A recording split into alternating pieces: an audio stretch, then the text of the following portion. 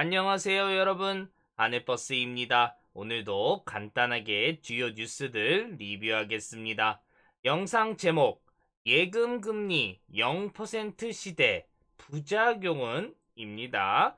기준금리 0.5포인트까지 내려오게 되면서 자연스럽게 예금금리 0% 진입되어 버렸어요. 이로써 예금은 답이 없다라는 거 다들 인지하게 되셨을 겁니다. 예금금리 0% 의미하는 바가 무엇이고 어떤 부작용을 우리가 생각해야 하는지 전체적으로 말씀드리고자 제목을 이렇게 게재했어요. 뉴스 분석 시작하겠습니다.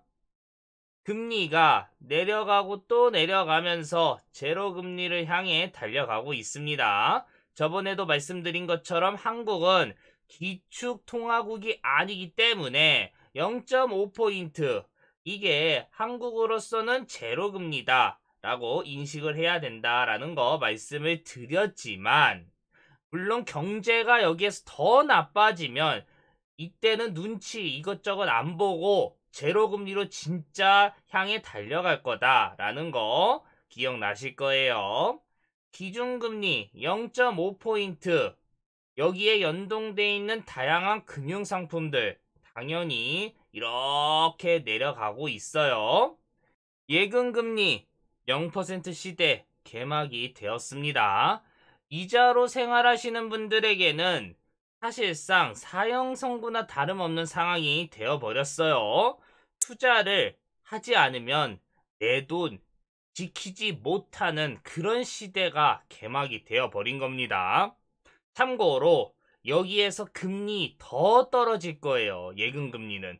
은행은 이윤을 보기 위해서 만들어진 그런 기업, 민간 기업이기 때문에 그렇다라는 거 기억하셔야 됩니다. 예금금리 제로, 어떤 의미로 해석해야 하는지, 어떤 부작용이 발생될 수밖에 없는지 좋은 기사가 있기 때문에 이제 길게 읽어볼게요.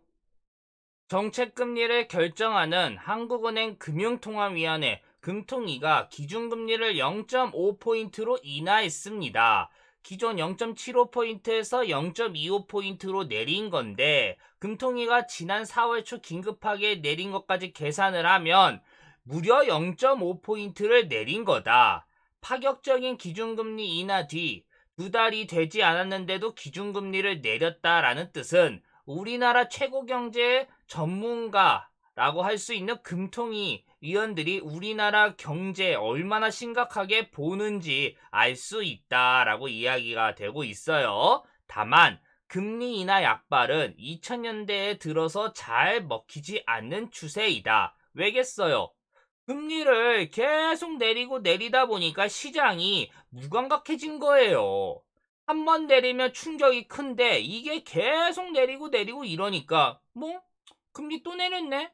라는 그런 분위기 나오는 거예요. 그쵸? 그러다 보니 미국이나 일본, 유럽처럼 국제적으로 인정받는 기축통화 국가들은 금리를 내리고 제로금리까지 갔는데도 시장의 분위기가 뜨뜻미지근하니까 돈을 아예 왕창 풀어버린다. 자국 통화를 찍어서 시장에 푸는 정책 같이 쓰고 난다 라는 이야기 나와 있어요. 왜? 돈을 계속 풀어서 시장을 어떻게 해서든지 돌리겠다라는 그 목적이 있어서 그런 거죠. 요 밑에는 그거에 대한 설명이고요. 앞으로 기준금리 추세가 어떻게 될 것인지 그 여부에 대해서는 당연히 물음표가 뜰 수 있다. 더 떨어질지 아니면 1%대로 회귀할지 그 여부. 근데 이걸 따지기 전에 먼저 고려해야 할 부분이 있다. 우리나라가 소규모 개방경제 국가이다. 세계 12위권 경제대국이라고 하지만 미국, 일본, 중국 등 주변 강대국 경제에 한국은 큰 영향을 받을 수밖에 없다라는 거. 우리나라는 수출로 먹고 사는 국가예요. 근데 미국과 일본, 중국이 경제가 안 좋으면 여기에 여파가 엄청나게 오는 그런 국가, 소규모 개방 경제. 왜 그러겠어요? 내수로 경제를 돌리는 나라였으면 이런 이야기 안 나왔을 겁니다. 기준금리 추세 여부는 우리나라 이 의지와 상관없이 해외 이 수출 많이 하는 그런 나라들 그거에 연동이 될 수밖에 없다라는 그 이야기예요. 미국, 일본, 중국 경제가 나빠지면 우리나라는 기준금리를 올리고 싶어도 더 내려야 된다. 그런 뉘앙스였죠.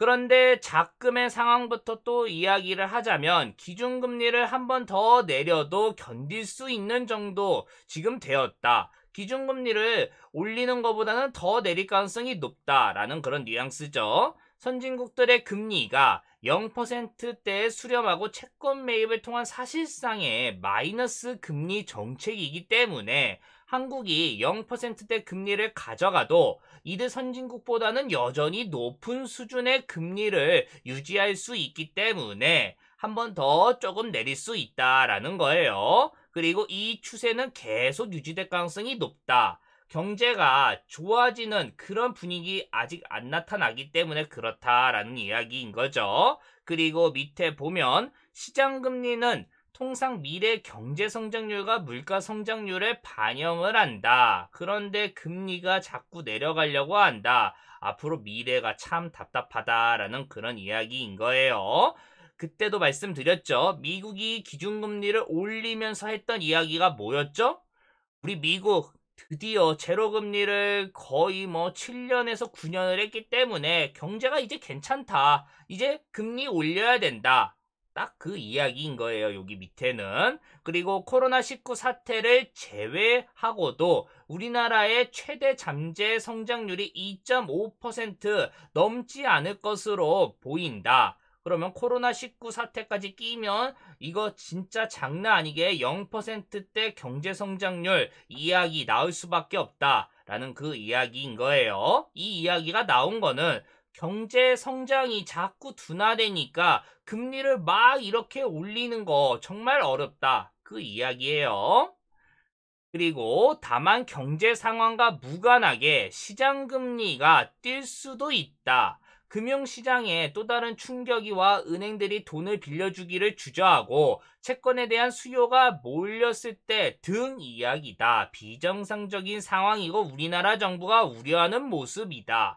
제가 계속 말씀드리죠. 중앙은행이 시장을 컨트롤하고 자꾸 밀당을 하는 이유. 중앙은행이 기준금리가 5%다. 다 이거 이렇게 해요 라고 해봤자 시장이 중앙은행의 권위와 이 신뢰를 하지 않으면 실제 시장은 14%나 15%다. 야, 중앙은행 아직도 정신 못 차리네. 나 이거 안 믿어. 이런 상황이 가면 시장금리 막 중앙은행의 의도와는 상관없이 뛸 수 있다. 그 이야기인 거예요. 그러니 중앙은행이 시장을 계속 컨트롤하면서 간을 봐야 된다. 기억나실 겁니다. 서유럽이나 일본의 금리가 낮은 것은 그들이 저성장 국면에 있다라는 점, 그리고 세계적으로 안정된 사회라는 거, 대내외적인 변화 리스크가 적다라는 거 이야기하고 있어요.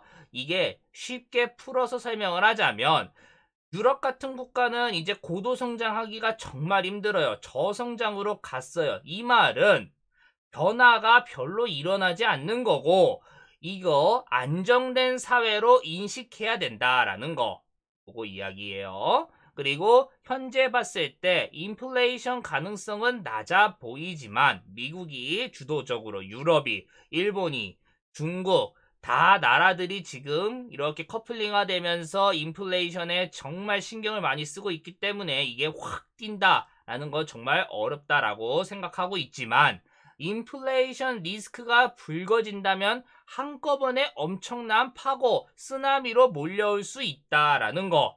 미국, 일본, 중국 어디 한 나라가 망하면 이게 여파로 커플링화가 되면서 전 세계에 인플레이션이 확 돈이 엄청나게 풀린 만큼 이제 역습을 할 가능성이 높다. 그 이야기인 거예요. 미국 연준의 정책 변화도 리스크가 하나 또 될 수 있다. 현재는 미국이 기준금리를 0%대로 떨어뜨리고 인위적으로 돈을 투입하고 있다. 양적 완화를 하고 있죠. 그것도 무제한으로 말이에요.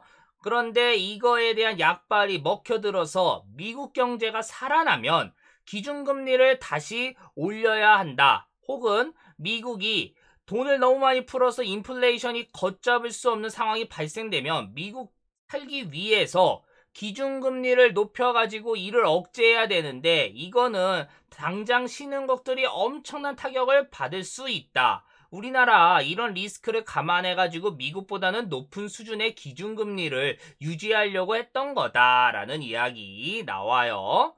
쉽게 제로금리 한평생 할 수 없다라는 거 수십 번 말씀을 드렸습니다. 이게 가능하면 일본 그냥 막 한 200년, 300년 그냥 제로금리 계속해도 아무 문제 없을 거예요. 미국도 왜 힘들게 기준금리 올리겠습니까? 그렇죠? 그리고 이 모든 이야기 결론을 이제 지어보면 지금의 저금리 상황, 시장에 돈이 넘치는데 돈을 투자하고 쓸 곳이 마땅치 않다. 그래서 악순환이 계속 발생되는 그 상황, 잠재 성장률마저 떨어지는 상황인데 금리를 내려봤자 돈이 공장에 들어가고 고용을 하는데 쓰이지 않을 거다. 잠재 성장률이 떨어지는데 누가 투자를 합니까? 괜히 투자했다가 이거 재고, 악성 재고로 되면 기업 망하는 거 뻔히 아는데. 그쵸? 결국은 주식과 부동산의 돈이 또 저금리를 통해서 몰릴 것이고 자산시장이 몰려갈 수 있다. 요 얘기요. 주식과 부동산 대부분 누가 갖고 있냐? 바로 자산가들이다. 기득권. 우리 사회에서 있는 사람들이다. 이들이 또 돈이 이제 엄청나게 불어날 것이다. 일반 서민들은 재산 증식에 더 어려움을 겪을 수밖에 없는 거고 집값이 하나의 예로 지금 되고 있다. 강남 집값 생각해보면 답 나오죠. 있는 자와 없는 자, 저금리, 제로금리에서는 더욱더 가속화될 수밖에 없는 거다. 저금리 사회는 곧 저성장 사회로 뜻한다. 저성장 사회는 없는 사람들이 더 힘들어지는 세상이다. 그렇기에 앞으로 도래할 저금리, 제로금리 사회는 더 두려울 수밖에 없다. 이거예요. 결국 모든 거를 다 정리하면 뭡니까? 전 세계 이제 저금리 시대가 다시 한번, 제로금리 시대 다시 한번 열렸어요. 이 상황에서 갑자기 우리 경제 괜찮습니다. 이렇게 금리 올리는 그런 케이스 없단 말이에요. 이 말은 몇 년간은 제로금리, 저금리 시대 열릴 수밖에 없는데 이게 엄청난 양극화 시대를 또 한 번 열게 될 것이다 라는 거고, 정말 없는 자는 더 힘들어지는 시기가 요 시기가 될 거다. 있는 자는 원래 갖고 있는 주식이나 부동산이나 기타 ETC 다 이거를 통해서 더욱더 부를 이렇게 늘릴 수 있는 그런 시기가 된다. 경제가 멈춰버리면서 성장의 기회 또한 엄청나게 닫히면서 있는 사람들만 살아남고 없는 사람들은 없는 사람대로 고통을 받는 그런 시대라는 겁니다. 예금, 금리 0% 시대, 부작용 무엇이다? 라는 거 이야기 다 했어요. 제로금리, 저금리 시대가 결국 무엇을 의미하냐? 다 말씀드렸죠. 여기까지 하겠습니다. 이 내용 괜찮다라고 생각되면 다들 아시죠? 구독, 좋아요 부탁드릴게요. 감사합니다.